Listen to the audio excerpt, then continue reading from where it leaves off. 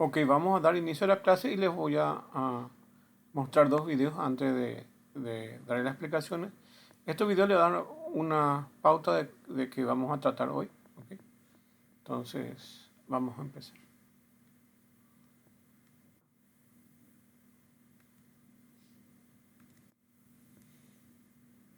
Ahí empezamos entonces.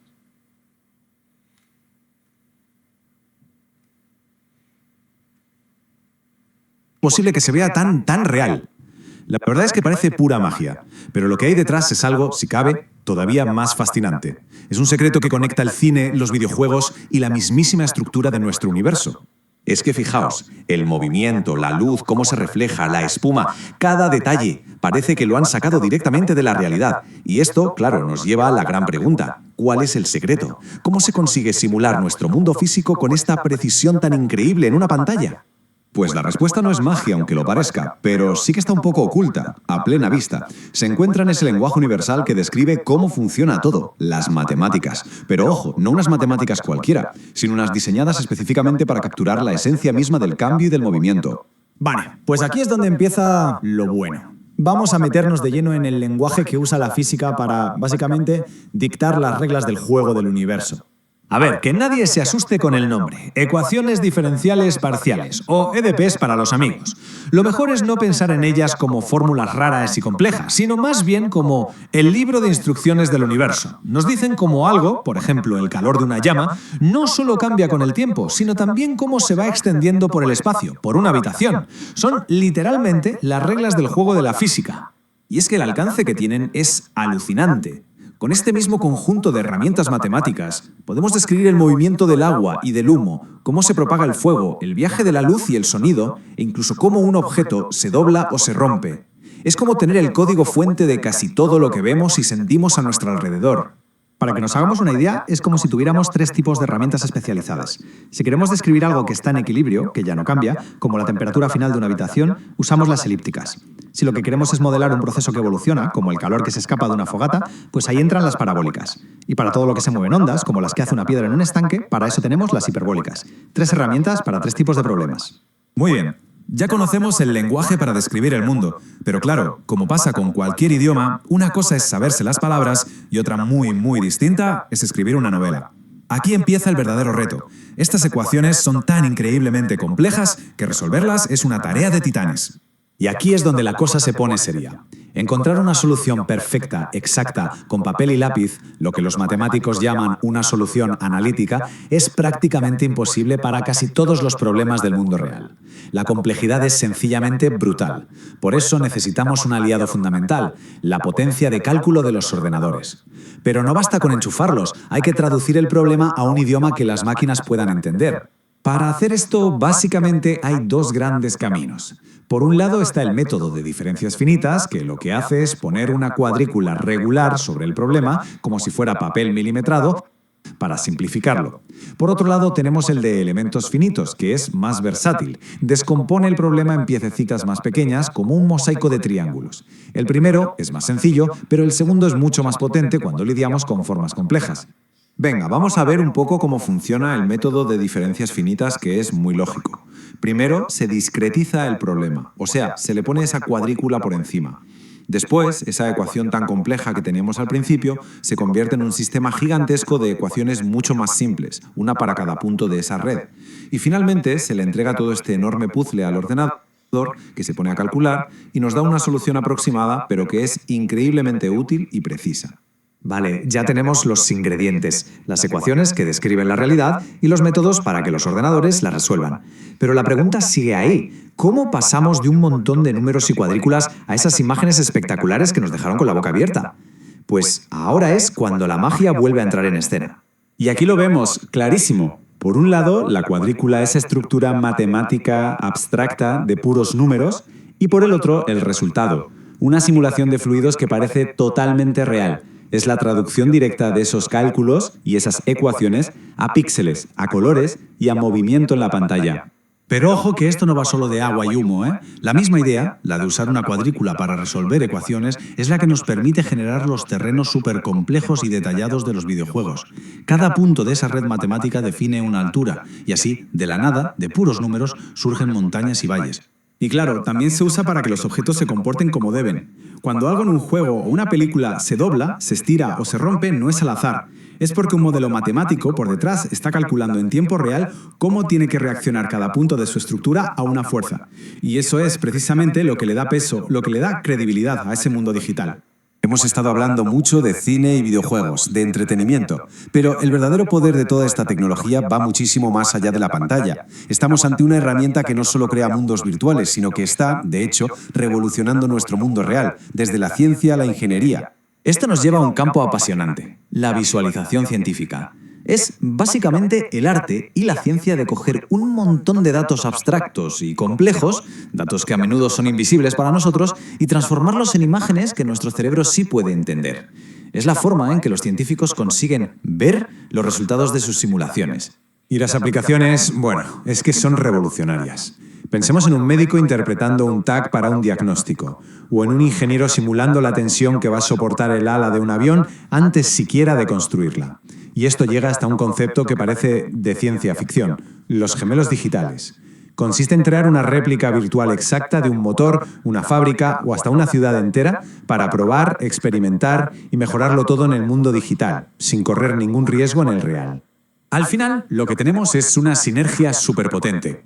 La unión de una capacidad de cálculo masiva con una visualización clara no es solo una mejora, es un verdadero motor de innovación. Permite que expertos de campos que no tienen nada que ver puedan hablar el mismo idioma visual, colaborar y, en definitiva, acelerar el ritmo de los descubrimientos. Y así cerramos el círculo. Empezamos con la magia de los efectos visuales y hemos terminado descubriendo un lenguaje matemático capaz de describir la propia realidad. La conclusión nos deja con una pregunta que es, cuando menos, fascinante. Si ya tenemos las herramientas para simular nuestro mundo con esta fidelidad, ¿qué nuevos mundos, mundos que hoy nos parecen imposibles, seremos capaces de imaginar y de construir mañana?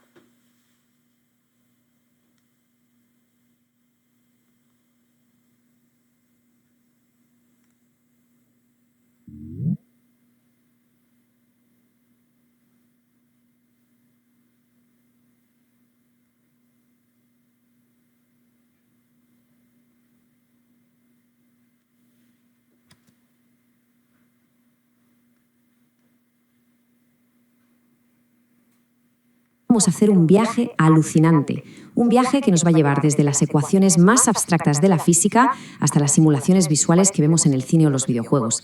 Vamos a desentrañar cómo le enseñamos a un ordenador a ver y a replicar las reglas que gobiernan nuestro universo. A ver, si miramos a nuestro alrededor, la naturaleza es un espectáculo de fenómenos continuos, ¿verdad? El agua que fluye, el humo que se eleva, el calor que se expande. Todo es suave, todo está conectado. Y seamos sinceros, a menudo es un caos precioso y muy, muy complejo. Y aquí, claro, es donde nos topamos con el primer gran muro. Los ordenadores no entienden de sutilezas ni de caos. Su idioma son los ceros y los unos. Necesitan datos ordenados, discretos, en casillas y rejillas. Entonces, la pregunta es, ¿cómo narices conectamos estos dos mundos? ¿Cómo le explicamos a una máquina lo que es el fluir de un río? Bueno, pues la clave, como casi siempre en estos temas, está en las matemáticas. Porque resulta que sí existe un lenguaje que describe el mundo físico con una precisión increíble. Un lenguaje que hemos ido perfeccionando durante siglos. Y ese lenguaje, claro, se escribe con ecuaciones. Y aquí tenemos a nuestras protagonistas, las ecuaciones diferenciales parciales, o EDPs para los amigos. Es súper importante no verlas como una simple fórmula en una pizarra. Pensemos en ellas como la receta completa de un fenómeno. Nos dicen a la vez cómo algo cambia en el espacio y en el tiempo. Son básicamente las instrucciones matemáticas para cocinar la realidad, ya sea el movimiento de las olas o cómo se enfría una taza de café. Vale, esta es una pregunta totalmente lógica. Si ya tenemos la receta, ¿por qué no la metemos en el ordenador y ya está? Simulación perfecta, ¿no? Pues no, porque una cosa es tener la receta y otra muy distinta es tener los medios y la habilidad para cocinar el plato. El verdadero desafío, lo que de verdad consume una cantidad de recursos brutal, es resolver esa ecuación. Y justo aquí es donde la cosa se pone interesante y donde entran los métodos numéricos. Necesitamos traductores. Traductores que sepan coger el lenguaje continuo y poético de las EDPs y pasarlo al lenguaje estructurado y discreto de los bits que un ordenador puede masticar. Y a ese proceso de traducción lo llamamos discretización. La idea es brillante por su simpleza. A ver, imaginemos que queremos que un ordenador dibuje un círculo perfecto. Como no puede hacer una curva, lo que hacemos es aproximarla con miles, millones de pequeñas líneas rectas. Cada línea por separado es una chapucilla, pero todas juntas forman un círculo casi perfecto. Pues eso es discretizar, convertir lo continuo en un montón de trocitos manejables. Así que, resumiendo, este es el camino completo. Partimos de algo real, como el humo de una cerilla. Lo modelamos con su EDP correspondiente. Luego lo troceamos, lo discretizamos. Le aplicamos un método numérico para que el ordenador resuelva los cálculos en cada trocito. Y al final, cogemos esos millones de números y los convertimos en una imagen que podamos entender. Vamos a ver el primer traductor, el primer gran método, las diferencias finitas. La idea aquí es, en cierto modo, muy directa. Vamos a imponer orden al caos superponiendo una cuadrícula, una malla totalmente regular, sobre nuestro problema. En la práctica, ¿cómo funciona? Pues en lugar de resolver una derivada matemáticamente, la aproximamos. Miramos el valor en un punto de la rejilla, miramos el valor en el punto de al lado, calculamos la diferencia y la dividimos por la distancia. O sea, calculamos la pendiente de toda la vida. Si hacemos esto para cada punto de la malla, convertimos un problema diferencial supercomplejo en un sistema gigantesco de ecuaciones algebraicas sencillas, ideal para geometrías regulares, como una caja. Y ojo, que esto no es un ejercicio teórico, es la magia que vemos en acción todos los días. El humo que parece real en un videojuego, la predicción del viento para un parque eólico, la simulación de cómo fluye el agua. Es muy probable que detrás haya un método de diferencias finitas echando humo. Pero claro, el mundo real rara vez es una caja perfecta. ¿Qué pasa si queremos analizar las tensiones en la estructura de un coche o el flujo de aire alrededor del ala de un avión? Ahí la cuadrícula rígida se nos queda corta. Necesitamos algo mucho más flexible. Aquí es donde entra y brilla con luz propia el método de los elementos finitos. En vez de una rejilla rígida, este método descompone el problema en una malla de elementos, que suelen ser triángulos o tetraedros. La diferencia es fundamental. Las diferencias finitas son un café para todos, una cuadrícula igual para todo. Los elementos finitos son un traje a medida, se adaptan a la forma del problema. Es que se ve clarísimo en la imagen, ¿verdad? La malla se pega a la geometría del objeto como si fuera una segunda piel. Y esto nos da una potencia increíble porque podemos usar elementos muy chiquititos en zonas críticas donde sabemos que va a haber jaleo y elementos más grandes en zonas más tranquilas. Optimizamos el cálculo a lo bestia. Y su campo de juego es enorme. Se usa para todo. En ingeniería, para saber si un puente se va a caer. En biomecánica, para ver cómo se integra un implante en un hueso. Y hasta en procesamiento de imágenes, para quitar el ruido de una foto tratándola como si fuera un problema físico. Una pasada. Y todo esto, por supuesto, hay que llevarlo a la práctica, hay que programarlo. Herramientas como MATLAB son fantásticas para esto. ¿Y por qué? Porque todo este proceso de discretización, al final lo que hace es convertir nuestra EDP en un sistema de ecuaciones algebraicas con matrices gigantescas. Y MATLAB, bueno, es el rey de las matrices. Aunque, como bien dice la cita, los principios son universales y se pueden implementar en cualquier lenguaje. Vale. El ordenador ya ha hecho el trabajo sucio. Ha resuelto millones o miles de millones de operaciones. Tenemos un archivo lleno de números. Genial. Pero un puñado de números no nos dice nada.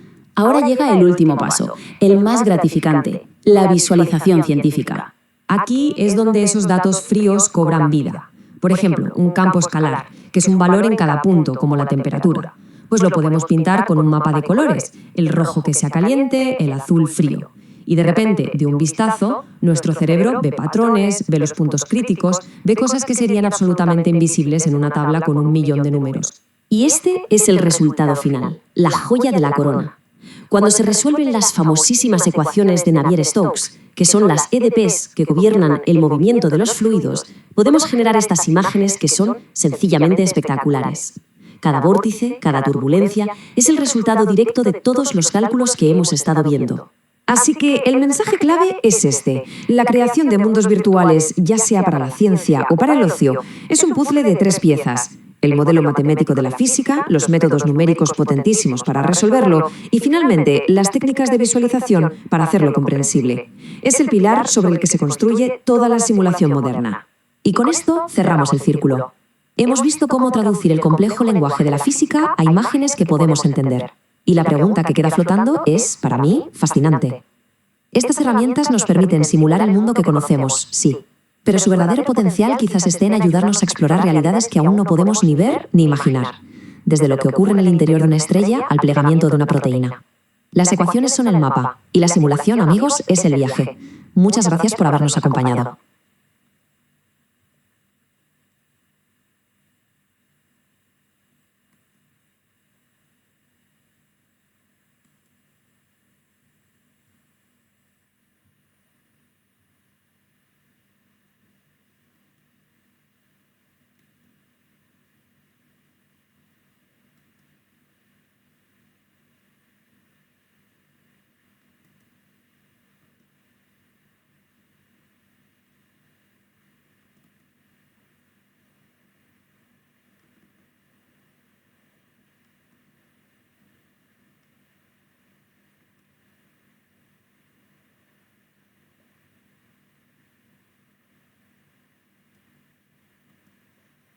Bueno, ok. Después del vídeo más o menos pueden entender que las matemáticas son el punto central para la realización de gráficos, ok. Tanto para simulaciones como para ocio. Entonces, desde juegos por computadora, ok, cines, etcétera, casi todo está modelado gracias a esas funciones. Generalmente lo que ven como fluidos, agua, en líquidos, así, o fuego, ok. En montañas casi todos son una representación matemática, ok. Afortunadamente, a nivel de programación se trabaja muy poco.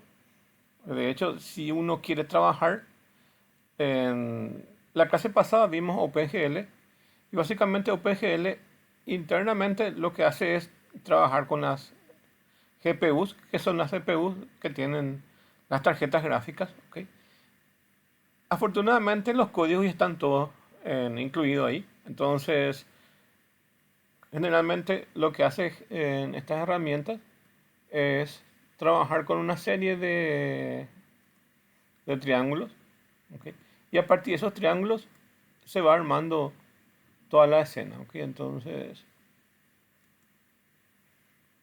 funciona de esa forma. Entonces, a partir de unos triángulos simples va a organizar todo. Entonces, construye una serie de triángulos desde una imagen de 2D, ¿ok? Hasta una 3D. Nosotros vimos básicamente algunos triángulos, ¿ok? Pero también dentro del OpenGL tradicional se pueden generar cuadriláteros, por ejemplo, rectángulos, cuadrados, ¿ok? Pero a partir de las nuevas versiones de OpenGL se restringieron a que sean simplemente triángulos. Entonces hoy en día se trabaja con triángulos, ya sea en 2 dimensiones o en 3 dimensiones, y para algunos efectos, como por ejemplo hacer que una imagen sea ondulada, entonces también se han incluido ciertas funciones, ¿ok? Pero básicamente siguen siendo representaciones con miles y miles de triángulos donde cada GPU vaya a procesar eso, ¿ok? Entonces cada GPU se encarga de un triángulo en específico, ¿ok? De procesar eso. Entonces aquí tenemos una GPU y va a procesar básicamente una estructura que va a ser un triángulo y otra GPU va a procesar otro elemento. Aquí pueden tener sus propias características y estas también, ¿ok? Inclusive hay funciones para que esto puedan ser tipo onduladas, entonces puedan moverse dentro de la pantalla, ¿ok? Entonces tienen todas esas características. Eso ya están guardadas en algo que se llama shader, ¿ok?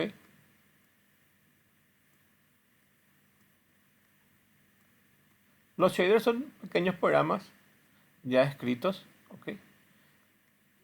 Que tienen todas esas características, los shaders, ¿ok? Ahí están guardados todas esas características de cómo... Ah, bueno, ok. Voy a irme otra vez ahí.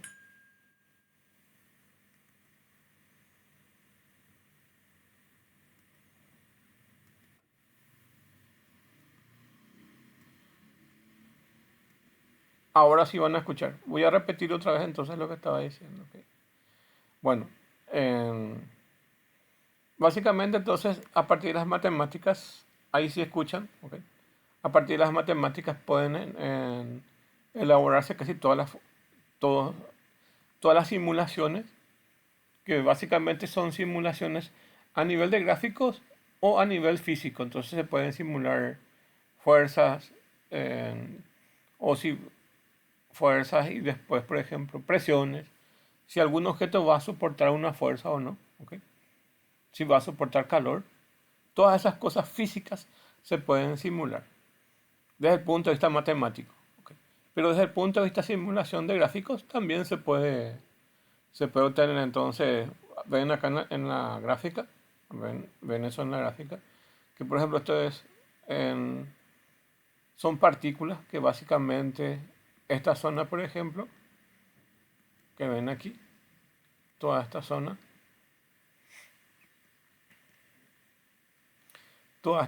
entonces están viendo como líquidos, como fluidos, ¿ok? Esta zona están viendo como humo, pero básicamente es la misma matemática, ¿ok? Entonces, hay unas matemáticas que soportan esto, ¿ok? Y lo que vimos en la clase pasada básicamente era el tema de OpenGL, ¿ok? En las primeras versiones de OpenGL soportaba los triángulos, ¿ok? Y en las nuevas versiones también soporta los triángulos, ¿ok? En las viejas versiones que nosotros vimos también soporta cuadriláteros y polígonos, ¿ok? De hecho, no llegamos a hacer cuadriláteros o polígonos, pero es casi la misma cosa. ¿Se acuerdan que le dimos unos cuantos vértices? 3 puntos para generar un triángulo, ¿ok? Para el caso de cuadrilátero se le da más 1, ¿ok? Se le da más un punto. Es la misma cosa, solamente que ahí en el título se le cambia y se le pone cuadrilátero. Se escribe y nos va a permitir graficar en un cuadrilátero, ¿ok? Desde las nuevas versiones, por algunas decisiones que tomaron la gente de OpenGL, básicamente todo es triángulo, ¿ok? O sea, simplemente ya se convirtió en todo en triángulo, ¿ok? ¿Y qué se hace si que uno quiere dibujar otra cosa? Entonces va a dibujar una serie de triángulos, ¿ok? Entonces, para dibujar un cuadrado o un rectángulo, entonces van a dibujar 2 rectángulos opuestos. Y así sucesivamente van a ir dibujando. Si quieren dibujar un círculo, van a ir juntando una serie de triángulos, ¿ok?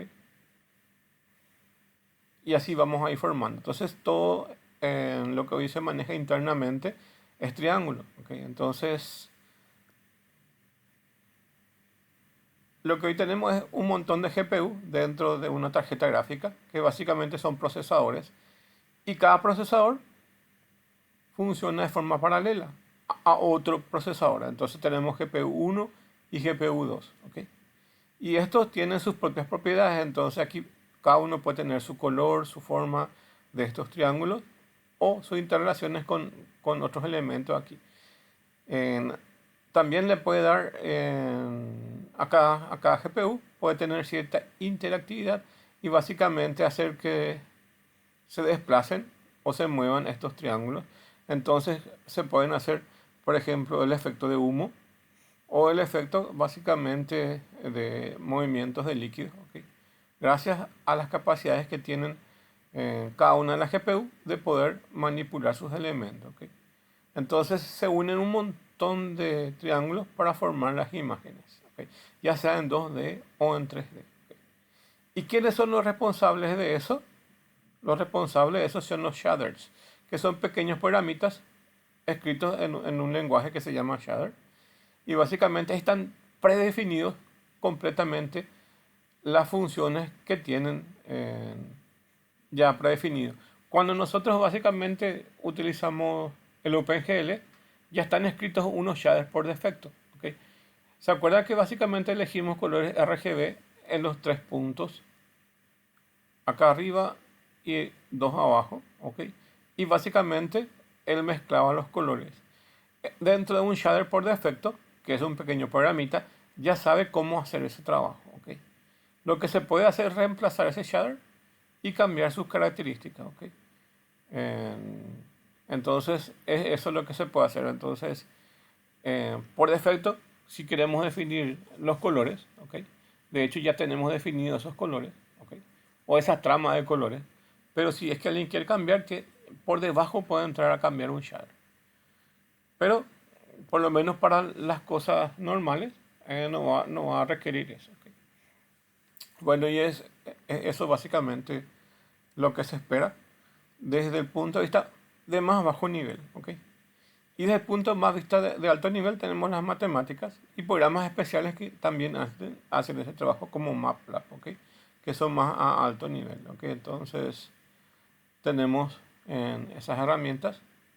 Entonces por un lado tenemos los shaders, que son pequeños programitas que básicamente controlan la GPU, ¿ok? A través de nuestra herramienta que puede ser, por ejemplo, nuestro OpenGL, ¿ok?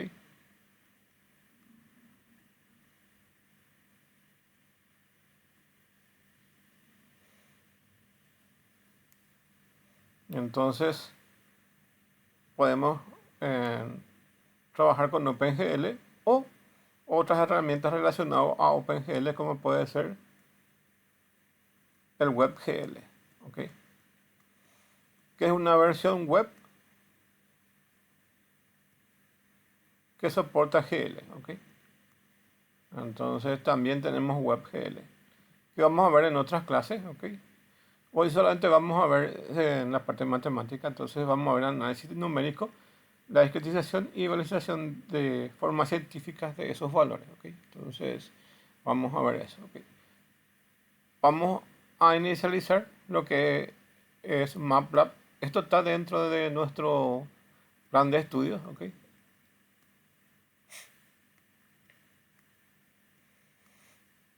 La próxima clase yo les voy a mostrar la interfaz de MATLAB, ¿ok? Y hoy vamos a trabajar con su homólogo que se llama Octave, ¿ok?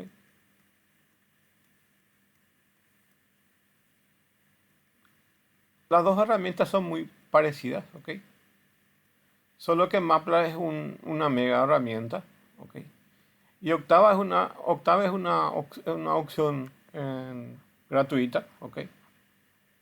Pero hace casi la misma cosa, ¿ok? Lo que no tiene es la parte visual muy trabajada como tiene MATLAB. Octave tiene simplemente comandos y a nivel de comandos se escribe casi todo, ¿ok? Bueno, pero por lo menos para la parte de matemática es muy similar. ¿Ok? De la parte de matemática y la parte de programación es muy similar, ¿ok? Yo les voy a mostrar enseguida algunos ejemplos, ¿ok? Y se van a dar cuenta, ¿ok? De cómo hace su trabajo. Bueno, voy a continuar entonces. Bueno, ya saben que el pipeline es una serie de pasos que se tiene para realizar la parte visual acá vienen todos los procesos que se tienen para ver toda la parte visual de la parte gráfica. Entonces el primer paso es el fenómeno físico y aquí se define básicamente cómo funciona desde el punto de vista matemático físico. Entonces aquí pueden tener fuerzas, vientos, ¿ok? Cualquier cosa que corresponde al mundo físico, ¿ok? Fuego, ¿ok? Entonces aquí la realidad es continua y en una dimensión infinita, ¿ok? Entonces tienen todo eso, ¿ok? El segundo paso es el modelado de las ecuaciones diferenciales parciales que básicamente son la parte funcional matemática. Entonces son las reglas del universo de las ecuaciones diferenciales parciales. Ejemplo, Navier-Stokes o ecuaciones de calor o algún tipo en especial de funciones matemáticas. No vamos a hacer esto porque evidentemente esto corresponde al plano matemático, pero gracias a MATLAB o en Octave podemos solicitarle que nos calcule algún tipo de cálculo y nos va a mostrar. ¿Ok? Después se llega a la discretización, es básicamente esa traducción ya a computadora, ¿ok? De las funciones en matemáticas. ¿Ok? Y acá hace una diferenciación entre unas diferencias finitas o M de F y elementos finitos. ¿Ok? Lo que más se usa en la realidad es este que se llama elementos finitos. ¿Ok? Este es muy utilizado tanto en la simulación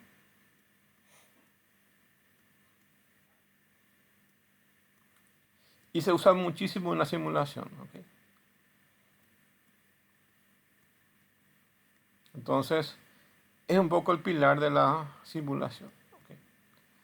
Y lo van a encontrar casi ustedes que estudian ingeniería les va a servir muchísimo si es que quieren entrar en otras áreas. ¿Ok? Porque casi todas las herramientas de ingeniería tienen simulación por elementos finitos. ¿Ok?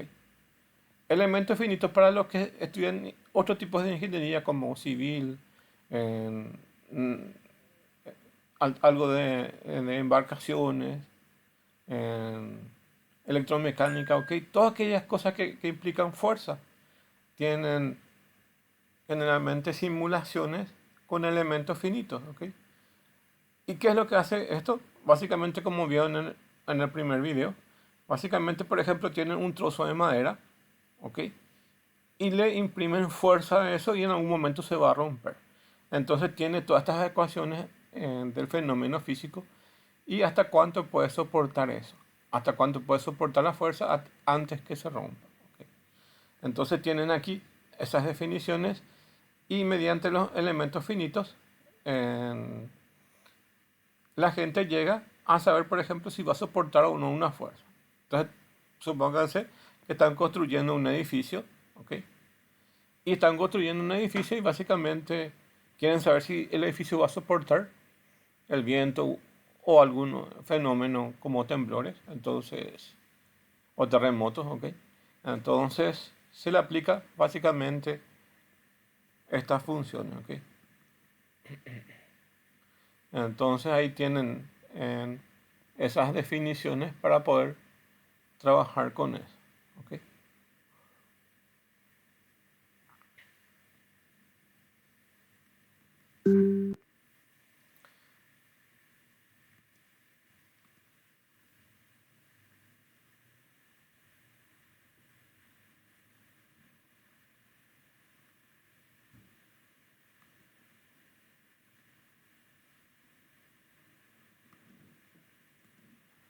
Bueno, y estos módulos de diferencia son también utilizados, pero se puede usar más para la parte de gráficos, ¿ok? Aparte de este tipo de simulaciones, por ejemplo, la gente electrónica hace dos tipos de simulaciones con estos elementos finitos. Uno de ellos es si la placa, imagínense una placa madre, ¿ok? Si va a soportar o no alguna tensión, entonces si yo puedo doblar o no, entonces ven la rigidez de ese material. Y por otro lado, si es que la tensión y la corriente que pasa dentro del circuito va a soportar, si va a soportar el calor esa placa, ¿ok? O si se va a llegar a quemar, por ejemplo, una placa cuando se le inyecta mucho calor. Entonces, también ven si soporta calor, si soporta frío, si soporta golpes. Entonces, todo eso se hace con elementos finitos. ¿Ok? Bueno, ya tenemos eso. Y después tenemos básicamente pasar de esa matemática un poco más compleja a una versión algebraica. Entonces, aquí ya se traduce a matrices esto, ¿ok? Y ya ven como algo mucho más trabajado, mucho más simple, ¿ok? Y luego de esto, básicamente va a manipularse estas matrices, ya sea con escalares, vectores o tensoriales, ¿ok? Que son básicamente conceptos que tengan que ver con matemática, matemática de matrices, ¿ok? Entonces aquí están involucradas escalares, vectores y tensoriales. ¿Ok? Bueno, y por último, entonces el último paso es pasar de ese mundo 2D o 3D al punto de render visual, que es la parte de visualización. ¿Ok? Entonces, de ese mundo matemático, que puede estar inclusive en 3 dimensiones, tener luces, sombras y algunos otros efectos, se va al monitor. ¿Ok? Y aquí es donde básicamente ocurre la parte raster, que es básicamente la parte de bajar de lo matemático a básicamente lo que se ve en el monitor, que es una serie de puntos. ¿Ok? Una serie de puntos que básicamente hace una imagen en 2 dimensiones. ¿Ok? En 2 dimensiones, que es como hoy en día tenemos los monitores. ¿Ok? Bueno, y ahí se cumple entonces el pipeline de renderización desde la parte visual. Bueno, y aquí tenemos básicamente diferentes tipos de curvas, ¿ok? O diferentes tipos de fenómenos que se ven en las ecuaciones diferenciales. ¿Ok?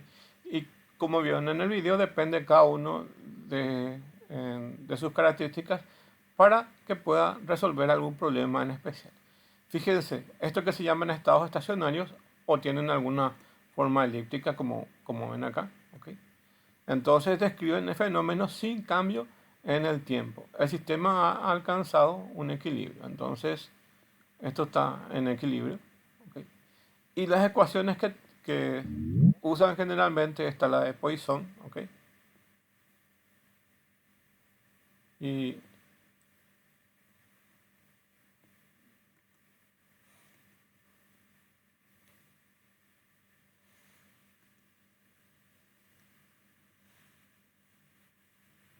usa las ecuaciones de Poisson que son elípticas. ¿Ok?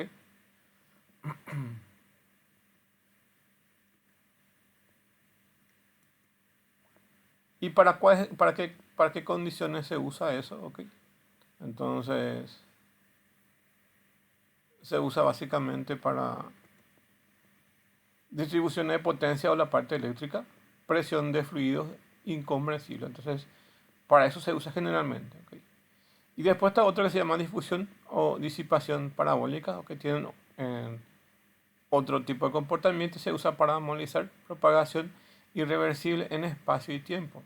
Y se usa unas ecuaciones que se llaman difusión y calor.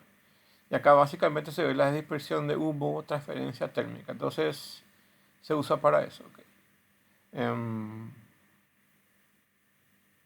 Resulta ser que en una habitación, okay, vamos a suponer esta, okay, la distribución de calor no es la misma. Entonces, en esta área de una habitación no tiene el mismo calor que esta otra. Okay. Entonces, ocurre lo que se llama gradientes de calor. Okay. Entonces, son diferentes. Okay. La misma cosa, la forma de onda de un humo. Okay. Entonces, tienen otra forma de comportamiento. Entonces tenemos el estado estacionario, la difusión o disipación, ¿okay? Que básicamente es la transmisión de calor. Entonces, en esta zona el calor es mayor y va disminuyendo, por ejemplo. ¿Okay? Va disminuyendo a cómo va la distancia. ¿Okay? Entonces, imagínense que ustedes están en un lugar donde se está incendiando, están preparando un asado, entonces el área donde está la carne es más caliente y alejándose de ellos, entonces la temperatura va disminuyendo. ¿Okay? Entonces ven una difusión o una disipación parabólica de calor, por ejemplo. ¿Okay? Y la otra es la propagación de onda, que tiene formas hiperbólicas, entonces cada uno tiene diferentes formas. ¿Okay? Y estas hiperbólicas básicamente son sistemas dinámicos donde la información viaja a velocidades finitas conservando la energía. Estas ecuaciones de onda son ecuaciones de Navier-Stokes, que es básicamente la parte de matemática, y se usa para simulaciones de sonido o acústica. ¿Ven qué parece luego en esas formas de onda de acústica? ¿Okay? O básicamente puede ser en un fluido de agua que tiene estas formas. ¿Okay? y esto está en movimiento, por lo menos para la parte de simulación de agua, ¿ok? Y para la parte de transmisión de ondas, básicamente es como que viajan las ondas en el espacio, ¿ok? Está muy relacionado a la parte matemática, entonces capaz que no pueda dividirse eso para decir esto es de gráfico y esto es físico, ¿ok? Entonces está muy relacionado con eso, ¿ok? Entonces la otra parte es la discretización, que es básicamente llevar de ese modelo matemático a, a cómo ya se ve en la computadora. Entonces dice, las computadoras no comprenden el infinito, ¿ok? Básicamente que el otro es una función que, que tiene límites, ¿ok? Entonces, entre este punto y este punto no tienen una conexión, entonces llega a un límite, ¿ok? Límite matemático. Entonces, por eso es que las computadoras no van a entender esto. Entonces, dice, las computadoras no comprenden el infinito. El MDF reemplaza ese dominio continuo en una red discreta de puntos. Entonces, si la matemática tiene estos puntos y estos son límites, ¿ok? Básicamente lo que vamos a ver nosotros es una serie de puntos aquí que van a estar unidos, ¿ok? Entonces, vamos a eliminar esos límites que existen, ¿ok? Entonces vamos a ver una serie de puntos como vemos aquí. Puntos ya interconectados, ¿ok? Entonces dice eso. Las derivadas continuas que son contiguas se sustituyen por aproximaciones algebraicas basándose en nodos vecinos, ¿ok? Entonces, estos puntos que no pueden conexionarse, hacemos que se conexionen. Aunque no sean los puntos reales, son aproximaciones, ¿ok? Entonces, supóngase que tengan una línea recta, ¿ok? Y este es el primer punto, tienen 1. Este otro punto tienen el 2. Y acá viene básicamente una curva, ¿ok? Acá tienen una curva. Y básicamente aquí hay un límite que básicamente esto siempre, si hacemos que esta línea vaya hasta acá, es decir, en esa dirección, nunca va a llegar a 0, ¿ok? Nunca va a llegar a 0. Va a ir bajando, pero nunca va a llegar a 0, ¿ok? Bueno, y ese es el límite entonces de esta curva, ¿ok? Entonces lo que se hace es aproximar. Entonces, como sabemos que tiende a 0, básicamente lo que vamos a hacer es unir estos puntos. Y vamos a trazar líneas ahí. Entonces unimos estos puntos y trazamos una línea, ¿ok? Y eso es lo que se hace aquí, ¿ok? Pero es todo por la parte matemática, ¿ok? Entonces las derivadas que son contiguas se sustituyen por aproximaciones algebraicas basándose en los nodos vecinos. Entonces primero ocurre el mallado, que es la división de dominio espacial y temporal en cada una de las celdas, ¿ok? Y segundo ocurre la aproximación, que es la sustitución derivada de las parciales diferenciales que son finitas hacia adelante o hacia atrás. Y el otro es la linealización, que es la transformación de las ecuaciones parciales diferenciales en un sistema de ecuaciones algebraicas lineales que va a comprender la CPU o la GPU y pueden resolver de esa forma esas iteraciones que ocurren, ¿ok? Entonces básicamente nosotros no vamos a hacer nada, ¿ok? Básicamente la computadora vaya haciendo este trabajo, ¿ok? De hallar todos esos puntos y calcular esos elementos, ¿ok? Y bueno, entonces aquí se forma una malla, ¿ok? Y esta malla es la que va a trabajar las computadoras, ¿ok? Entonces, mediante esta linealización, ¿ok? Entonces, la ventaja es que hoy en día tenemos las tarjetas gráficas y cada una de estas va a estar encargada de una GPU y no la CPU, ¿ok? Porque si tuviera que dibujar la CPU, esto tardaría un montón, ¿ok? Y la GPU, vamos a trasladar cada porción de estas cuadrículas a una GPU independiente. Entonces, este trabajo puede hacer una GPU, este trabajo puede hacer otra GPU, este trabajo puede hacer otra GPU, y así. Entonces las tarjetas gráficas tienen varios procesadores y cada uno trabajando en forma paralela. Mientras este esté calculando, este otro también está calculando, este otro está calculando y este ya está dibujando. ¿Ok? Entonces cada uno tiene diferentes tipos de trabajo que se le va a asignar y cada uno va a llegar a terminar cada proceso. ¿Ok? Entonces es independiente cada GPU de otra. Bueno, acá tienen básicamente una matriz de diagnóstico de soluciones temporales, ¿ok? Que es el MDF, y su estado de simulación. Entonces, hay una parte matemática que está en la de Euler, ¿ok? Que tienen el implícito, explícito y de Nicholson, ¿ok? Entonces, esto es como afecta a la salida ya. Entonces dice, los métodos explícitos son rápidos pero volátiles, ideales para partículas en tiempo real de pasos cortos. Los implícitos garantizan estabilidad o a expensas de cálculos intensivos y son los preferidos para simulación de fluidos de alta fidelidad. ¿Ok? Entonces, algunos son más rápidos y otros más lentos. Los explícitos tienen que tener una condicional, su costo de paso es muy bajo, entonces es más rápido, y su condición restrictiva es muy alta. ¿Ok?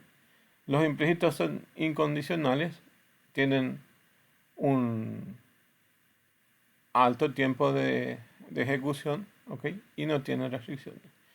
Los más usados son estos de Clark-Nicholson, que básicamente no tiene restricciones y es más óptimo, ¿ok? Es más óptimo porque utiliza parte de lo que es implícito y parte de lo que es explícito. Entonces van a darse cuenta que el costo de procesamiento es medio, ¿ok? Y básicamente no tiene restricciones en cuanto a su aplicabilidad, ¿ok? Entonces generalmente se suele usar más este. Bueno, entonces acá tiene que ver con la parte de matemática, ¿ok? Entonces básicamente son otras leyes que se pueden aplicar, ¿ok? Bueno, y esto sí es importante, ¿ok? Básicamente detectar cuáles son las diferencias finitas y cuáles son los elementos finitos, ¿ok? Bueno, básicamente esta diferencia finita, como ven aquí, en cada porción del dibujo reparte en cuadrículas, todas de la misma forma, ¿ok? Entonces, ven acá, son dos cuadrículas de la misma forma y forman una malla, Entonces, forman una malla ortogonal rectangulares, como ven aquí. Son mallas ortogonales regulares, ¿ok?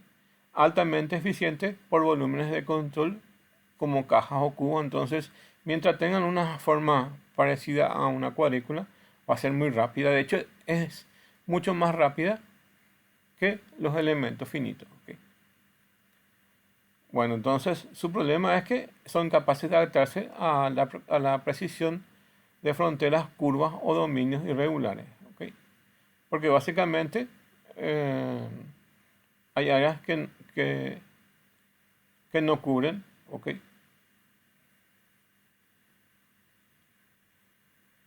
O por lo menos es muy deficiente, ¿ok? O no es tan óptimo, ¿ok? Pero si se quiere rapidez, este es lo más óptimo, ¿ok? Y el otro método es el elemento finito. Acá está básicamente cubriendo todos estos espacios, ¿ok? Bueno, entonces cubre perfectamente estos espacios y forman una serie de triángulos, ¿ok? Entonces está dividido en millones de triángulos acá, ¿ok? Y cada uno de estos va cubriendo todos los puntos. Entonces tiene una malla no estructurada que son triángulos o tetraedros, ¿ok? Entonces todos esos triángulos que básicamente maneja UPGL están llenándose aquí, ¿ok? Y cada uno de esos va manejando la GPU, ¿ok? Entonces tiene una resolución adaptativa, más detalles, donde se necesitan. ¿Ok? Entonces acá hay porciones que van a quedar fuera de, de su resolución. ¿Ok? Y en cambio va a colocarse como si fuera puntos, pero en realidad son triángulos todos los puntos que necesitan. Entonces, su ventaja es que uno tiene una mejor resolución nativa de geometrías complejas, ideal para deformaciones de sólidos y diseño mecánico industrial. Por eso se usa mucho en simulaciones. ¿Ok? Entonces, el MDF es excelente para geometrías rectangulares, ¿ok? Como cajas, dice ahí, y fluidos simples, pero el MEF, que es el elemento finito, domina la simulación de objetos del mundo real y curvas y detalles complejos. Las herramientas de ingeniería generalmente trabajan más con elementos finitos. ¿Ok? Bueno, el motor de eso básicamente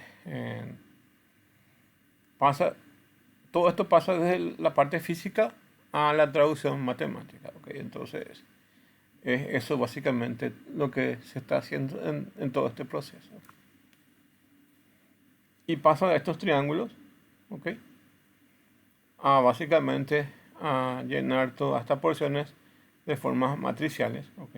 Entonces, en realidad son triángulos y funciones de forma. Entonces, el dominio se divide dentro de cada elemento de funciones de forma, que son polígonos simples que se interpolan como con parte de una solución entre nodos. ¿Ok? Entonces forman algo parecido a esto. Las propiedades individuales de cada triángulo se suman y se ensamblan en una gigantesca matriz global de conexiones físicas entre esos nodos, convirtiendo los valores no nulos en una matriz. Y bueno, y eso es lo que hace esa geometría lineal. ¿Ok? Entonces, cada triángulo va a convertirse como elemento de una matriz global. Bueno, y aquí básicamente ven el tema de los sólidos, ¿ok? Y cómo se comporta eso, ¿ok? Generalmente forman mallas, ¿ok? Bueno, y por último tenemos la visualización, ¿ok? Y es el cuello de botella de ese proceso, tanto una solución en MF o MMF, entonces generan gigabytes de matrices.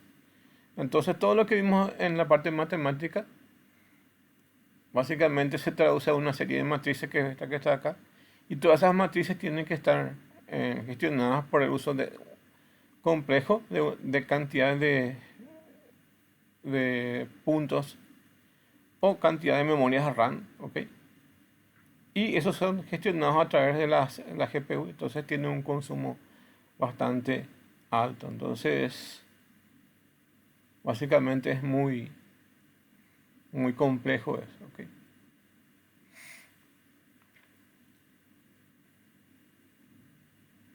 Bueno, y hay una parte que básicamente es la parte de ocio o la parte de visualizaciones normales, ¿ok? Y hay otra parte que es básicamente la parte científica, ¿ok? Que genera un poco más lento la gráfica, ¿ok? Porque evidentemente va a tocar el tema de la GPU y va a hacer un montón de cálculos más, ¿ok?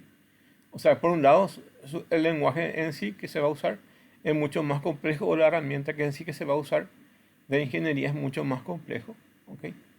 Generalmente no corresponde tanto a desarrollos simples de software como un lenguaje, sino son herramientas ya de más alto nivel que, por ejemplo, se usan para el tema científico, ¿ok?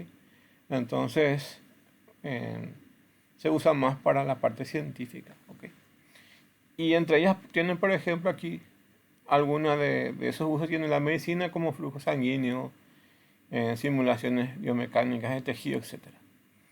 Eso es lo que se usa ahí, ¿ok? O en ingeniería tienen la parte aerodinámica de vehículos, fatiga de materiales, gemelos digitales, ¿ok?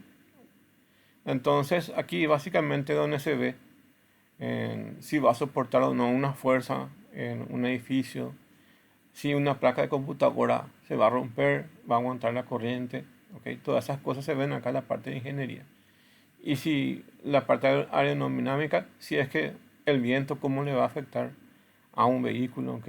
Entonces, toda esta parte es de ingeniería. ¿Ok? Y lo que hace a computación gráfica en sí, que básicamente la parte informática, que es la generación y realización de esos software de simulaciones físicas, y en algunos casos para que tenga que ver con algún software específico como para producción de cines, videojuegos, etcétera. Entonces, desde el área de medicina, básicamente es una rama totalmente diferente, la ingeniería es una rama totalmente diferente, y la informática básicamente también tiene sus usos, ¿ok? Para el tema de simulaciones y lo que tenga que ver para producciones de videojuegos o de cine, ¿ok? Entonces, tienen diferentes usos el tema de las matemáticas que tengan que ver con el tema de física, ¿ok? Bueno, y este es parte de lo que ya vimos hace rato. Básicamente,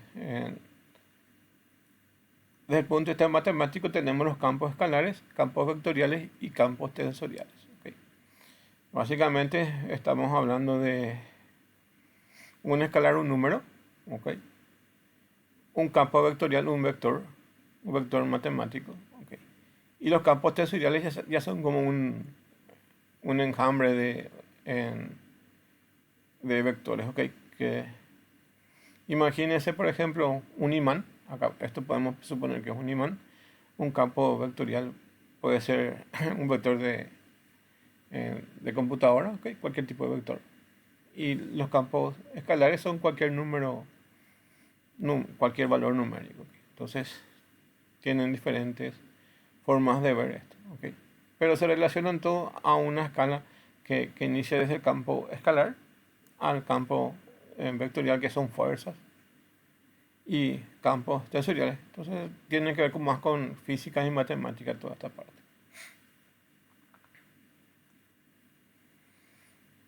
Bueno, y acá se usa mucho esto para movimiento de partículas, ¿ok? Generalmente los científicos o los que estudian física, ¿ok? O los que estudian algún tipo de ingeniería, básicamente podemos cerrar cerrar con una tapa acá y colocarle un gas, ¿ok? Y generalmente lo que hacen los gases es desplazarse de un lado a otro, ¿ok? Entonces chocan contra las paredes de este vaso, ¿ok? Nosotros no vemos, pero ese es el efecto que hacen los gases, que entonces son movimientos de partículas. Entonces son partículas, ¿ok?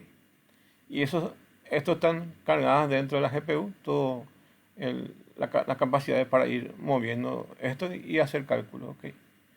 Entonces, con respecto a los tipos de programas para usar y manejar en la GPU, puede ser este que se llama CUDA o OpenCL, que son lenguajes que se utilizan a más bajo nivel para manejar en la parte gráfica o la GPU. ¿Ok?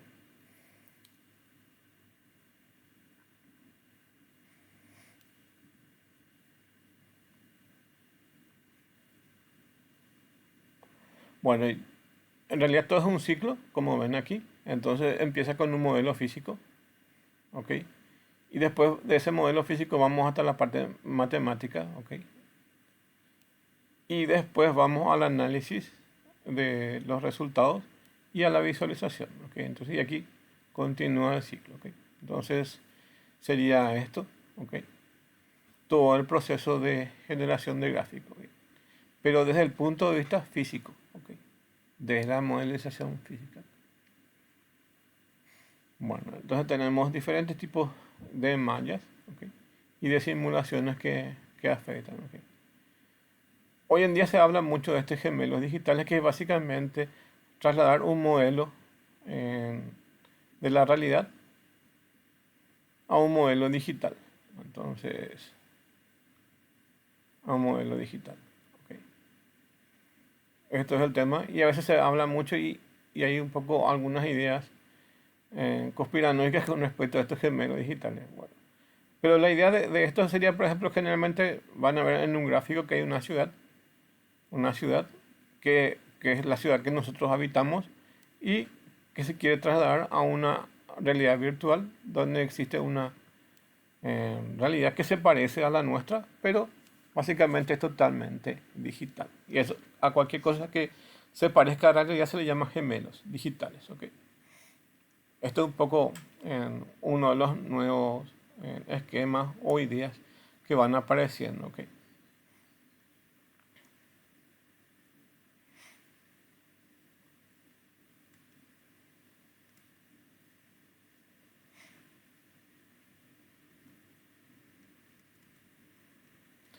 Bueno, voy a cortar este. Voy a decir más rápido esto porque básicamente es lo mismo. ¿Ok?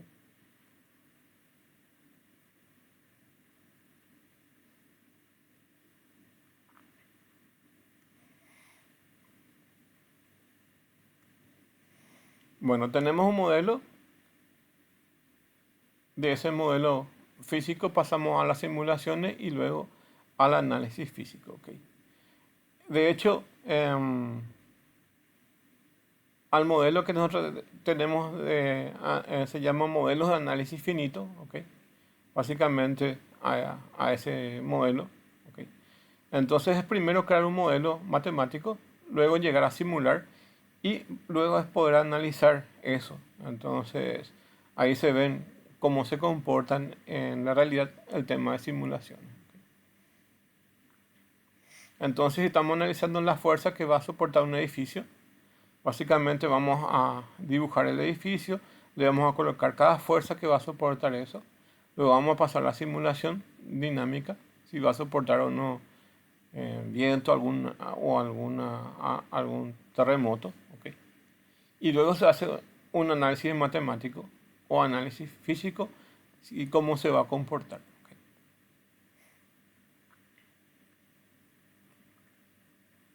Acá tenemos las formas que ya vimos hace rato, que eran las formas elípticas, parabólicas e hiperbólicas. Y cada uno de ellos son especiales para algún tipo de estudio de la física. ¿Ok? Entonces, ven acá, cuando no hay cambio en el tiempo, entonces se usan estos modelos elípticos. Los modelos parabólicos se usan cuando tienen una evolución o una disipación, que es básicamente calor, humo, lo que sea. Y las hiperbólicas se usan cuando básicamente hay una propagación o una oscilación. ¿Ok? Entonces ya vimos eso en la diapositiva anterior. ¿Ok? Y acá están los tipos de ecuaciones diferenciales. ¿Ok? Están unos que son de Laplace, Poisson, difusión y calor y onda, que básicamente esos gráficos que vimos ahí y cómo se utilizan eso. Bueno, y desde el punto de vista matemático lo que ocurre es esto que se llama discretización. ¿Ok? Y básicamente desde el modelo matemático, desde la física a las ecuaciones matemáticas. ¿Ok? Cuando se pasan acá van a ver que hay un montón de derivadas e integrales. ¿Ok? Generalmente esto tienden a límites. ¿Ok? Entonces estos límites matemáticos no pueden ser graficados en la computadora porque no existen ese tipo de cálculos. ¿Ok? De saltos, y lo que se hace es básicamente aproximar. ¿Ok? Y estos dos modelos que tenemos, tanto la diferencia finita como los elementos finitos, son entonces discretizados. ¿Ok? Entonces aquí estos modelos se convierten en una serie de, como ven aquí, en una serie de rectángulos. ¿Ok? Si son modelos de diferencias finitas, o en una serie de triángulos, como ven aquí, si son estos modelos de análisis finito. ¿Ok? Cada uno de esos con sus pros y contras. ¿Ok? El modelo de diferencias finitas es más rápido porque básicamente abarcan más espacio porque son todos rectángulos, cuadrados, lo que sea. ¿Ok? Pero su desventaja es que básicamente hay porciones que no va a poder estudiar. ¿Ok? Por la forma que tiene. Y estos modelos de análisis elementos, estos métodos de elementos finitos, como son triángulos, entonces casi todos los tipos de dibujos pueden abarcarse, ya sea en triángulos más grandes, más pequeños, hasta abarcar casi todos los espacios. Entonces estos son más óptimos, pero va a requerir más tiempo porque Si acá necesitamos dos rectángulos para dibujar casi todo, acá vamos a necesitar miles. Entonces, por esa circunstancia, esto es más lento y el otro es más rápido. Más rápido, más lento.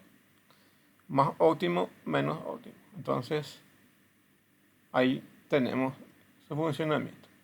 Entonces, estas mallas, básicamente, que tienen aquí, se aproximan. Ok, y esa aproximación que ven aquí, se lleva a la rasterización y esto es lo que se muestra en la pantalla. Okay.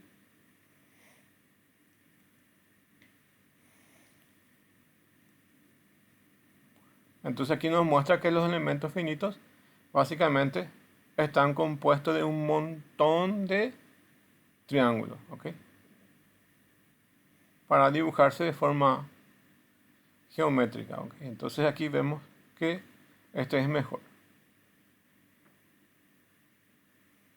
Y acá muestra un poco cómo se hace. Entonces tenemos la discretización, luego vamos a las formas, que básicamente estos elementos que van a adquirir en sus características, ¿ok? Ven que ya se le aplica color, funciones y se ocurre una interpolación, dice. Entonces, ¿se acuerdan del gráfico de OpenGL? Y eso es básicamente una interpolación entre colores que se hacía, ¿ok? Entonces, aquí también hace eso, ¿ok? Y esto se convierte en matrices y esas matrices luego se ven en la pantalla. ¿Ok? Bueno, y acá tenemos más de eso, de los modelos de diferencias finitas y los modelos de elementos finitos. ¿Ok? Acá tenemos la visualización científica. ¿Ok? Básicamente estos gráficos se pueden usar para la parte científica o para la parte de ocio, ¿ok? Entonces, tenemos acá hace una explicación otra vez de cuáles son los campos escalares, vectoriales y tensoriales, ¿ok? Y dice, por ejemplo, para entender mejor, dice, los datos son valores únicos, por ejemplo, puntos, temperaturas, presión, densidad. Un valor numérico, ¿ok? Entonces, eso se traduce en un mapa de calor, gráficos de contorno en 3D, más o menos como ven aquí. ¿Okay? Los campos vectoriales ya no son valores numéricos, que básicamente son matrices, vamos a decirle, ¿okay? De la parte matemática, y son magnitudes y dirección con velocidad, viento, etc. O sea, ya corresponde a la parte matemática. Entonces, esto sería un número 3, por ejemplo, si es que un número 3 es un escalar, ok. Y un vector tiene módulo, dirección y sentido, ok. Tiene módulo y esto ya tiene un valor, por ejemplo, 3 y una dirección, ok. Eso ya es, si sería en matemáticas, sería, por ejemplo, una fuerza, ok. Fuerza 1 y esto sería fuerza 2, ¿okay? Y acá tiene un ángulo, ¿okay? Un ángulo alfa, ¿okay? Y esto básicamente corresponde al campo vectoriales, que son vectores. Tiene fuerza, magnitud, o sea, una fuerza tiene magnitud y sentido, ¿okay? Y son magnitudes, direcciones, como por ejemplo velocidad, viento, campo, ¿okay? Y son unas flechas con direcciones, líneas, como vemos acá, ¿okay? Y los campos tensoriales son múltiples dimensionales de estrés, deformaciones y esfuerzo. Se traduce en elipsoides geométricos, grifos, etc. Entonces, imagínense como los polos de un imán. Tenemos norte y sur, ¿ok? Y después unimos de vuelta otros imanes, ¿ok? Donde tenemos norte y sur, ¿okay? Entonces, si ustedes en algún lugar colocan esto, se van a polarizar, y si giran no se va a polarizar. Entonces, esas fuerzas, en vez de convertirse en un solo vector, van a ser un conjunto de fuerzas que son móviles, ¿okay? Y a eso se le llama campos tensoriales, ¿okay? Bueno, y tenemos entonces desde la física, las matemáticas, algoritmos y la parte de visualización como el ecosistema general de lo que corresponde al tema de simulaciones y matemáticas que tengan que ver con ecuaciones diferenciales, que es lo que nosotros estamos viendo acá, o con algún tipo de cálculo que tiene que llegar. Bueno, lo que se espera es básicamente estos gemelos digitales desde nuestras ciudades actuales, que son las que vivimos, hacia un gemelo digital. ¿Ok? Entonces, la nueva era básicamente es un mundo virtual, ¿ok? Lleno de gráficos que se parecen a una realidad, pero tienen una connotación más digital. ¿Ok? En realidad hay mucha gente apostando hacia cosas que no sabemos ni si se puede llegar a hacer, ¿ok? Pero son teorías que siempre están, ¿ok? Bueno, ahí termina entonces la diapositiva y ahora nos vamos a las prácticas, ¿ok?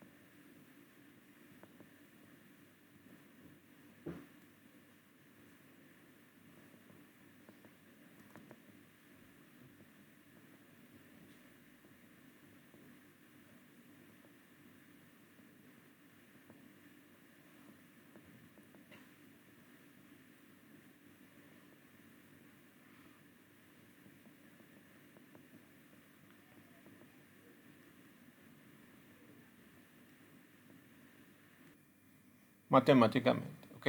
Entonces ahí vamos a obtener eso. Bueno, y eso es lo que se necesita entonces hacer. ¿Ok? Recapitulando entonces, ¿qué es lo que se necesita hacer? ¿Ok? Vamos a usar Octave, que es una herramienta parecida a MATLAB, ¿ok? En un 95%. Y tenemos la versión online de eso, y vamos a hallar este cálculo de derivadas parciales, donde tenemos una función f que tiene dos variables x e y, que es igual a x elevado al cuadrado por seno de y más el número e a la exponente x por y. ¿Okay? Eso es función matemática, y lo que queremos hallar es la diferencial de la ecuación parcial en x, y el resultado es 2x de seno de y por y a la x por y. Ese es el resultado de esa función parcial, ¿ok? De esa derivada parcial. ¿Okay? Entonces, y tenemos luego la otra diferencial. Por eso se le llama parciales, porque primero se halla en x y luego se halla en y. De la misma función, entonces este es el resultado de eso. ¿Okay? Entonces, es eso. Y eso es lo que vamos a hallar con Octave. ¿Okay? Para ello tenemos el código entonces aquí. Primero vamos a cargar la función simbólica solo para Octave, que es este pkg load symbolic, ¿ok? Y cargamos esto. Lo que está acá entre tanto por ciento es simplemente un comentario. Entonces vamos a cargar el paquete simbólico obligatorio para Octave y no para MATLAB. pkg load symbolic. Luego vamos a definir nuestra función en MATLAB o Octave y vamos a decir que lo que va a manejar son funciones simbólicas con variables x e y, es decir, que estas no van a ser numéricas, que van a ser simplemente caracteres para que podamos definir y que nos resuelva en forma simbólico, no matemático. Si nos resuelve en forma matemática nos va a dar un valor, por ejemplo 5, 6, 10, o lo que corresponde con los valores de x e y. Pero queremos que nos resuelva en forma simbólica. Entonces que nos dé un resultado como si fuera que nosotros estamos hallando de forma matemática sin darle valor a eso. ¿Okay? Entonces definimos sim x e y. ¿Okay? Luego vamos a definir la función y básicamente es esa función que está acá arriba. Es esta función que está acá. Escribimos eso de esta forma. La función f es igual a x elevado al cuadrado por seno de y más el exponente de elevado a la x por y. Okay. Ya tenemos definido otra función y ahora calculamos la derivada parcial con respecto a x. Ponemos df, derivada en función de x, o sea, poner así df guión bajo de x y la palabra diff, y ahí va a aplicar la diferencial de f con respecto a x. Y se va a guardar en esta variable. ¿Okay? Eso, ¿ok? Y ahora vamos a calcular la derivada parcial con respecto a y hacemos lo mismo. Esta va a ser la variable que va a contener esa parte simbólica de f guión bajo y nos va a devolver la diferencial de f con respecto a y. Esta es la diferencial de f con respecto a y. Vaya a la parte matemática por nosotros, va a calcular todo eso y básicamente ahí nos va a mostrar eso. ¿Okay? Y ponemos f'print y le ponemos acá. Esta es la función y nos muestra con el valor this, que es básicamente la función matemática que nosotros definimos, y luego ponemos acá. Entonces nos muestra todas estas definiciones. En realidad, al aplicar esto que vemos aquí, básicamente entonces nos muestra esto. Entonces, esta es nuestra función y nos muestra este. Y entonces después nos muestra el resultado de aplicar eso, que es este que está acá. Entonces es la derivada parcial respecto a x, y el que está debajo es la derivada parcial respecto a y. Y eso es lo que nos va a mostrar aquí. ¿Okay? Entonces agarro yo, copio todo esto, que es lo que voy a hacer ahora. Voy a copiar todo esto que está acá. Ok. Le doy control C. Me voy en mi herramienta que se llama Octave. ¿Okay? Yo ya ingresé dentro de Octave y me logué para que pueda tener acceso al editor que ven aquí. Y si no entro con el editor, solamente me permite conectarme línea a línea. ¿Okay? Y si me conecto a línea a línea, tengo que escribir este código, darle enter, este otro, darle enter, este otro, darle enter. Va a ser lo mismo, pero es más a mano. ¿Ok? Más a mano. Y aquí evidentemente puedo colocarlo en el editor, ¿ok? Y luego ejecutar todo esto, ¿ok? Entonces aquí, tengo todo eso. Si quiero ejecutar todo el código, entonces tengo todo a mano. ¿Okay? Voy a ejecutar esto que está acá.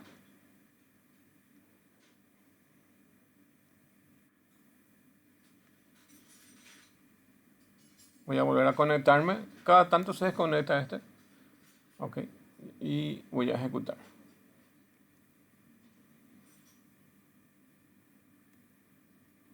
Octave Source en Hola Mundo. Entonces, eso estaba guardado aquí. Entonces, aquí.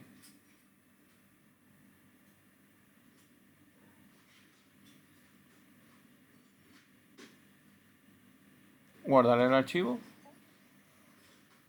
Cuando se crea automáticamente se crea este código que dice hola mundo. ¿Okay? Entonces aquí guardo ese archivo que es el nuevo que tengo, y básicamente acá está ejecutando esta pkg-load symbolic. ¿Okay?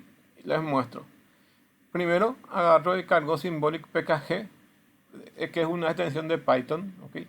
Y crea eso. ¿Okay? Súper bien ahí. Entonces crea con pkg y carga la parte simbólica. ¿Okay?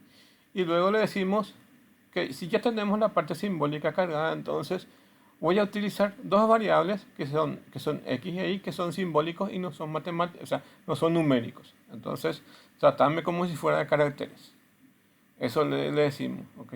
Entonces, activa la parte simbólica y luego escribimos nuestra función, ¿ok? Y nuestra función, como ven aquí, es una función f con dos variables x e y que tienen x elevado al cuadrado por seno y más exponente elevado a x por y.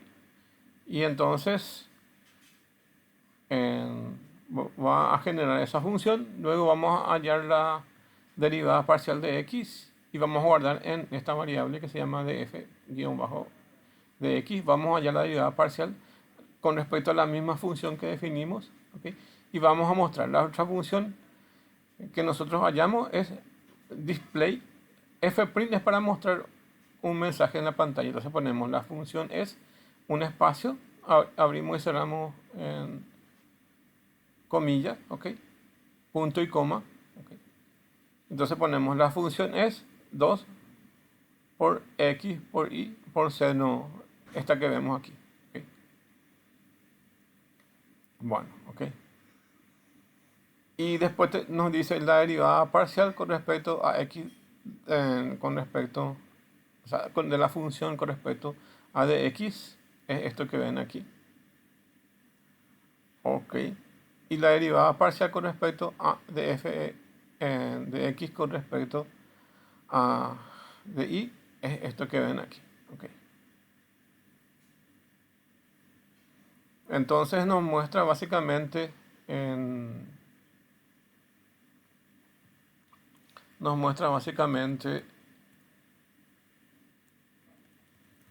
esto que hallamos aquí. Okay. Entonces x al cuadrado por coseno de y por más x por e elevado a x por y. Okay. Este es, por ejemplo, la derivada parcial en y. Okay. Solo que nos muestra en un formato un poco así un poco incómodo. Okay. Entonces nos muestra de esta forma. Okay. Bueno. En este tiene su ventaja el Matplotlib, porque básicamente nos permite ver directamente como yo te les muestro en el Word, ¿okay? Así de entendible, ¿okay? Porque tiene una función de transformación gráfica que nos muestra otra vez de esta forma, ¿okay? Lo que se puede hacer de repente es construir en un formato que se puede llevar a otros programas para que nos pase directamente como se muestra aquí, ¿okay? Pero por defecto él nos muestra así en un formato más simple, ¿okay? Así como le escribimos nosotros aquí, de esta forma él nos va a ir mostrando, ¿okay? Entonces es eso, ¿okay? Bueno, eso es con respecto a eso, ¿okay? Ahora les voy a compartir ¿okay? Y esto es lo que ustedes van a entregar como trabajo práctico. Entonces, más dos preguntas y esto. Yo les voy a compartir esto después, ¿ok? Acá. Entonces, les paso eso con la URL para que tengan, ¿ok? Y después les comparto, ¿ok? Lo que quiero hacer ahora es el otro ejercicio que está también ahí. Dos ejercicios hay aquí y vamos a resolver también. Voy a copiar uno debajo de otro sin problema. ¿Okay? Esta es la otra función matemática. ¿Okay? Y ya está todo preparado también para cargar. Y hace lo mismo. ¿Okay? Copio y pego. De hecho, esto es también lo que iban a hacer. ¿Okay? Y esta es otra función matemática. ¿Okay? Que básicamente voy a separar aquí. A ver.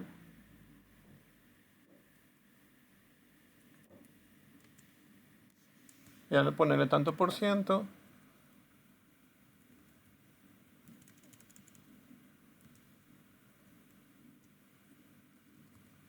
y ahí divido entonces la otra parte del código. ¿Okay?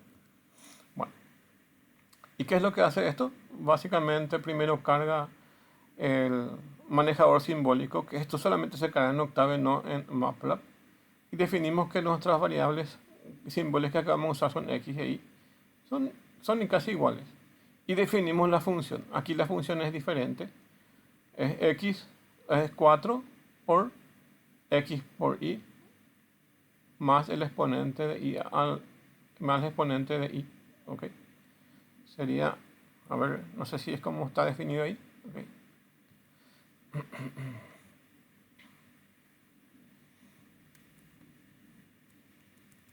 Es esta que está acá, 2 por x elevado al cuadrado por y por e elevado a la x más esa es la función. ¿Okay? Entonces este es el resultado final de lo que se va a hallar ahí. ¿Okay? Y esta es la función, 4x por y más e elevado a la y. ¿Okay? No nos vamos a preocuparnos por la parte matemática porque él va a hacer todo. ¿Okay? Eso es una ventaja de este tipo de herramientas, que toda la parte de matemática lo hace por completo. ¿Okay? Y definimos nuestra integral, porque son integrales. ¿Okay? Y vamos a mostrar después la solución al aplicar esto. ¿Okay? Entonces aquí definimos nuestra función, vamos a resolver la integral. Entonces con la palabra int le vamos a decir resolver la integral de f con respecto a x. ¿Okay? Y ahí entonces vemos con print, fprint, ponemos así como en un lenguaje en lo que queremos imprimir, y con this entonces mostramos los valores. En la variable u se guarda entonces el resultado de eso. ¿Okay? Entonces, ¿qué tengo que hacer aquí? Tengo que guardar esto, porque siempre tiene el anterior que se cargó. ¿Okay? Guardo ahí y luego ejecuto.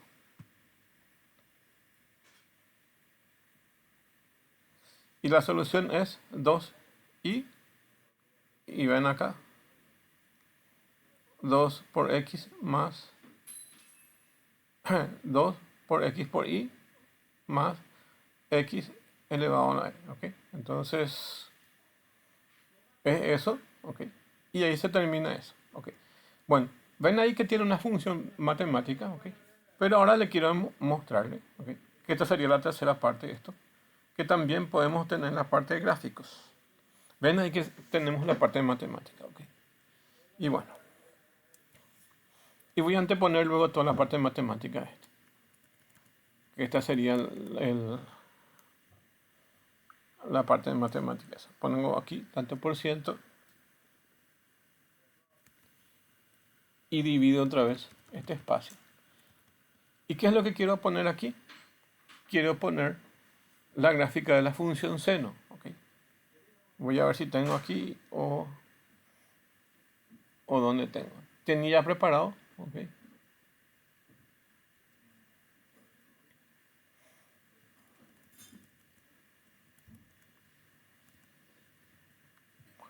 Copio esto. El código y la programación es igual en Octave como en MATLAB. Entonces, estos sí son iguales. ¿Okay? Y lo que yo escribo aquí, lo voy a ver ahí. ¿Okay? Voy a ejecutar primero esta parte para que ustedes vean el resultado. Guardo. Y ejecuto.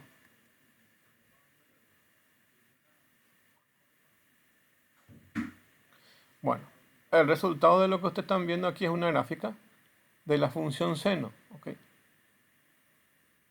Bueno, entonces aquí tienen esta gráfica que ven aquí, que es de la función seno. ¿Okay? De hecho, vamos a ir graficando otras funciones. ¿Okay? Bueno, les muestro el código. ¿Okay? Voy a decir, si me voy en la página web va a ser más fácil de poder mostrarles. ¿Okay? El código, porque aquí es muy pequeño el espacio de los caracteres. ¿Okay? Voy a aumentar esto de tamaño para que puedan ver. Y en otras clases voy a ir mostrando más cómo se usa la parte de MATLAB y cómo se usa la parte de programación de MATLAB. Esta es como una parte introductoria nomás, no se preocupen si hay algunas cosas que no se entienden, ¿ok? Vamos a ir viendo con más detalles, ¿ok? De hecho, tampoco en el examen no les voy a pedir esto, ¿ok? Porque es un poco complejo, ¿ok? Por lo menos si uno ve la primera vez, ¿ok? Pero por lo menos vamos a ir viendo, ¿ok? Entonces vamos a ir aprendiendo también de paso sin crear mucho problema, ¿ok? Bueno, entonces aquí ponemos entre comentarios, vamos a definir el dominio, ¿ok? En la gráfica vieron que la función C no se grafica, ¿ok? Y esto está en radianes, ¿ok? No está en hexadecimal, ¿ok? En hexadecimal sería de 0 grados hasta 360, ¿ok? Y básicamente la función seno está en relación a lo que es un círculo, que empieza en 0 grados y termina en 360 grados. Entonces la función de seno van a ver que empieza en 0 y termina en 360 grados, ¿ok? Solo aquí está en función de radianes porque los americanos definieron para casi todas las funciones en radianes, ¿ok? Por eso es que está de 0 a 2pi, ¿ok? Entonces esta parte de programación y la parte de calculadoras también está en radianes. Acá de este lado del mundo nos acostumbramos más de 0 a 360 grados, pero ellos están más acostumbrados de 0 a 2pi, ¿ok? Entonces lo que hace es básicamente crear una matriz, así se crea aquí una matriz, y en X se guarda una matriz. Esto es algo que ocurre solamente en ese tipo de lenguajes, donde una sola variable contiene una matriz. Por eso se llama laboratorio de matrices, y eso les quiero mostrar cómo se ve en el MATLAB cuando les muestre la próxima semana, ¿ok? Entonces directamente aquí voy a crear una matriz que tiene valores que vienen desde 0 hasta 2pi, ¿ok? En pasos de 100, dice acá. Entonces va a crear un iceberg que crea 100 puntos entre 0 a 2pi, ¿ok? Entonces es eso, ¿ok? Va a crear 100 valores entre 0 y 2pi, y eso va a guardar en una matriz que se va a llamar X. Luego va a calcular el seno, y a cada valor de X que está en una matriz le va a aplicar, a todos esos valores que está dentro de esta matriz, le va a aplicar a cada valor el seno de X. Entonces, para cada valor de esa matriz, le va a aplicar el seno de X. Entonces, en Y va a ir guardado ya sus valores como valores de seno, ¿ok? Y bueno, y una vez que tengamos entonces ya los valores del seno en Y, lo único que tenemos que hacer es graficar. Para graficar se le pasa la función que se llama plot y se le pasan los valores en X, que son cada uno de esos valores que fue creciendo, ¿ok? Y se le pasan los valores en Y, que básicamente los valores del seno, ¿ok? Y acá le pasas ya las etiquetas como querés que se llame. Red, que va a ser de color rojo, ¿ok? Line width, que va a ser en forma de línea, en lo que vamos a ver, y su separación va a ser de 1,5, ¿ok? Entonces lo que va a hacer es graficar una línea que sea roja, ¿ok? En red, ¿ok? Y acá le ponemos los títulos, ¿ok? Función de seno en octave, le ponemos que está en radianes. En el eje X le ponemos que está en radianes. En el eje Y ponemos que es una función de seno. Y grid on para que se vea básicamente en los ejes X e Y. Si le ponemos grid off, no se van a ver los ejes. En este caso necesitamos que se vean los ejes, ¿okay? Y bueno, y eso aplicamos aquí en nuestro programa, ¿ok?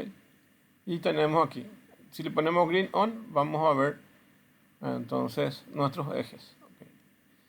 Y van desde 0 hasta 360, que es aquí, ¿ok? Y ahí tienen graficado el seno en radianes. Entonces ven aquí las etiquetas que dicen radianes, acá la función del seno, y acá la etiqueta mayor que dice función de seno en octavo, ¿ok? Bueno, esto es idéntico para MATLAB, ¿ok? Si queremos cambiar esto para cosenos, entonces también podemos graficar eso, ¿ok?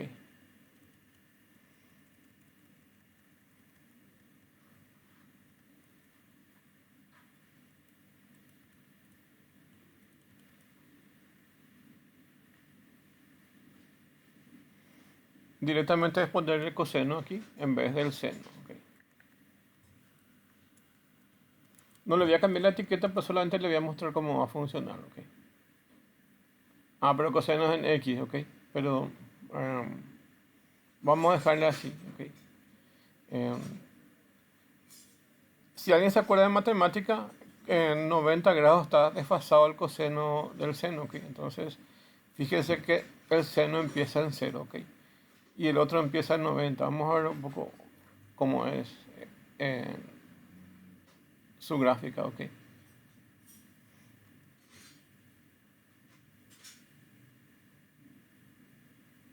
Bueno, esta es la función del coseno, ¿ok? Y se dan cuenta que no empieza en 0, ¿ok? Empieza en esto, aquí. Y va aquí hasta ahí, ¿ok? Bueno. Y para las otras clases voy a preparar un listado de otras funciones, ¿ok? Y ustedes van a ir cambiando los valores. Voy a trabajar con las funciones polares y van a graficar en polar, ¿ok? Entonces les voy a pasar eso para que puedan probar, ¿ok? Y ahora solamente les dejo estas gráficas de seno y coseno, ¿ok? Le paso otra vez a seno aquí porque es la función del seno este. Ok. Grabo de vuelta.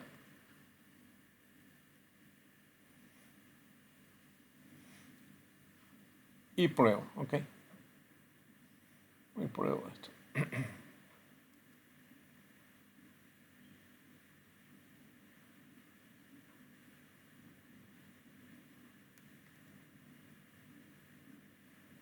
Bueno, y ahí tenemos de vuelta la función de seno.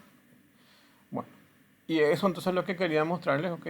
Que vamos a ir viendo eh, desde la parte de programación, ¿ok? Porque esta parte que estamos viendo ya está relacionada a programación, ¿ok? Y esta parte que vimos acá debajo está exclusivamente para la parte de matemáticas, ¿ok? MATLAB, Octave y otras herramientas tienen dos partes. Una es la parte de programación, que es esto que ven acá arriba, y se puede parametrizar de otra forma.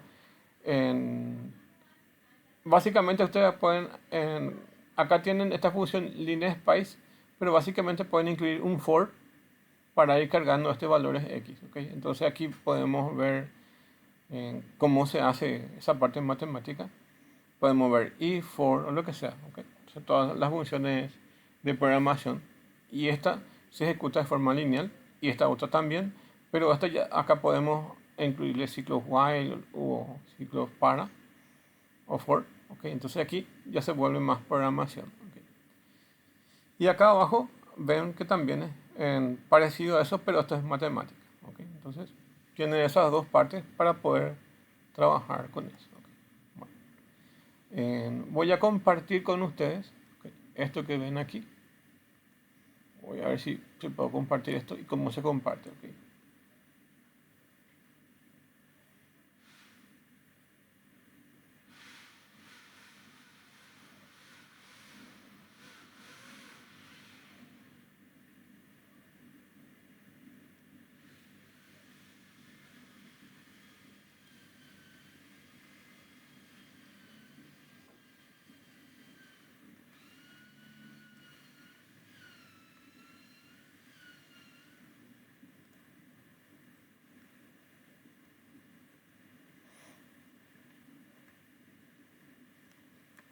Voy a llevar a un blog de notas esto a algún lugar.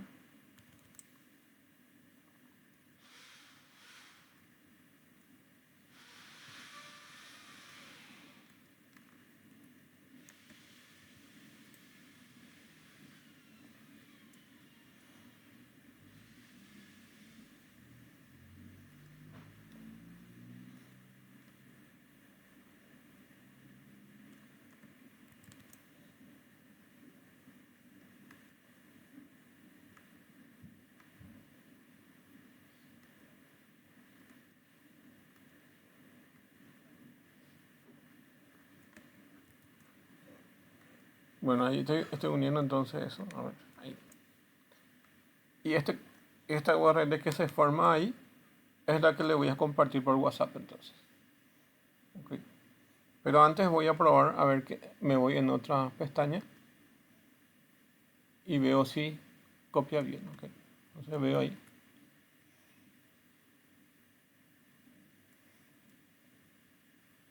Veo qué es lo que me va a traer en esa URL, ¿ok?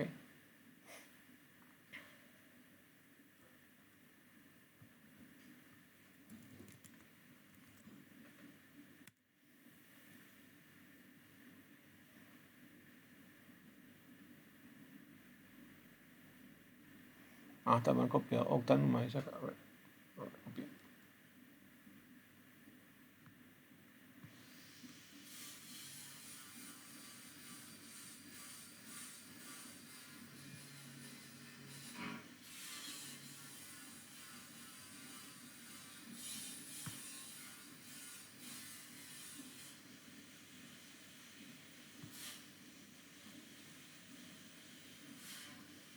Bueno, les pasa entonces después, entonces ahí.